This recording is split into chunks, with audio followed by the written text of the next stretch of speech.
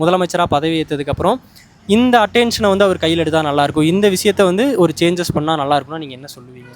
But okay, first of all அவருக்கு congrats பண்ணணும். Okay. Okay, இப்போ வந்து பார்த்தீங்கன்னா குழந்தைங்களோட இது நிறைய இருக்குது. அதாவது பாலியல் வன்கொடுமை அதுவே ஜாஸ்தி. அதை ஃபர்ஸ்ட் ஆஃப் ஆல் பண்ணால் போதும். ஓகே.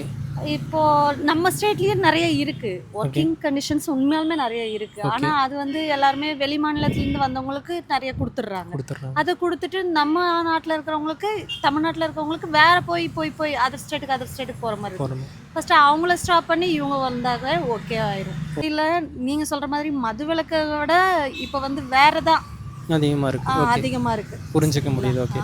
அப்போ போதை தடுப்பு சட்டம் வந்து இன்னும் கடுமையாக்கணும் இருக்கு. அப்போ வந்து முக்கியமான விஷயமா நீங்கள் பார்க்குறது என்னன்னா, போதை ஒழிப்பு தடுப்பு சட்டம் வந்து கடுமையாக்கப்படணும். அது மட்டும் இல்லாமல் பாலியல் வன்முறைகளை இன்னைக்கு ஸ்டாண்டர்டா போகும் இல்லையா, தமிழ்நாடு தானாவே ரன் ஆகும்.